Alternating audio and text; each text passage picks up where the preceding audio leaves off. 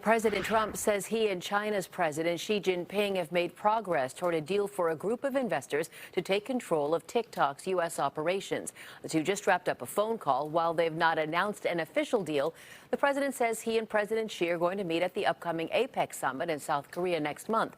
You'll remember back in January, federal law took effect that requires TikTok's parent company, ByteDance, to sell its U.S. stake to a non-Chinese owner in this country. Let's bring in Vinny Agrawal, as we often do, to talk about what's happening with TikTok. You're a professor of politics there at UC Berkeley. Thanks for being with us. Thank you. President Trump said on social media he had a very productive call with President Xi. What do you expect to see next in this process?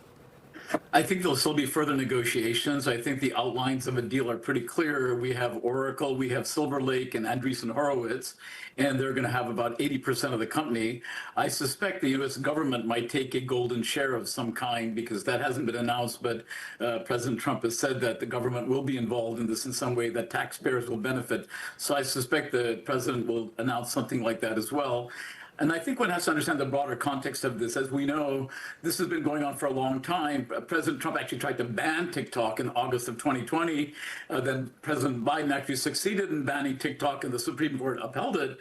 And then ironically, President Trump was convinced by a bunch of his supporters that, in fact, TikTok is a good medium for him, and it helped him win the election. So that's why he changed his mind on TikTok.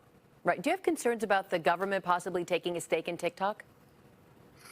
Well, in general, I'm more of a capitalist than having the government involved having the government involved in private companies. But I think we've seen a pattern already in which the government has been involved in company after company and taking some so-called golden shares. This is not unusual. There are many countries that do that. It's just that we haven't really done that in the United States. You mentioned that President Trump has repeatedly delayed enforcement of the law requiring TikTok's China-based parent company to divest from the app here in this country. Are you confident that we are, this close to a deal? Oh, I think we are definitely close to a deal. I think it's a matter of what's going to happen with the algorithm. The Chinese have said they would probably license the algorithm to the new TikTok, and I think Americans will be using a different app than the ones that they've been using so far. But I think the fact that in the discussion that took place between President Trump and President Xi, there was a lot of discussion of commercial terms and everything's going to go forward. So I suspect it's going to go forward. We also have to think of the broader context. I think the Chinese and the Americans have been fighting about tariffs, high technology exports, and a number of things. And I think this is the first step in trying to get some cooperation with the Chinese, and which is why President Trump announced that he and President Xi will both be at the APEC summit, which takes place next month in Korea. Right. Let's go back to the app here. Do you think it will, in fact, look and feel different for TikTok users in this country?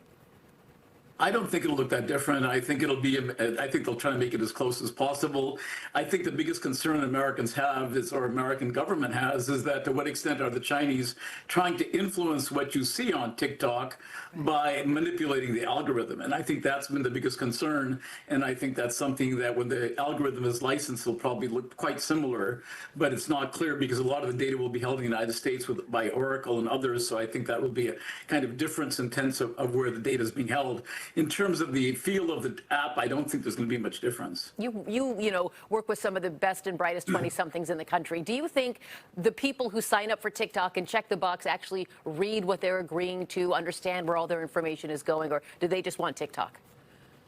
I don't think the best and brightest 20-year-olds think about any privacy at all. I don't think of whether it's TikTok or a Microsoft product, OpenAI. I think everybody's kind of given up. It's too much trouble to tick these boxes. Honestly, I often just tick the boxes. I just want to get on with it, download my app and get on with the work. So yes, we've tried to regulate this. I think the reality is it's not happening very well. And I think people are giving away a lot of their data, which is actually valuable to these companies. Yeah, it's not just the 20-somethings checking the box. All right, Professor Agrawal from UC Berkeley, thank you so much for joining us.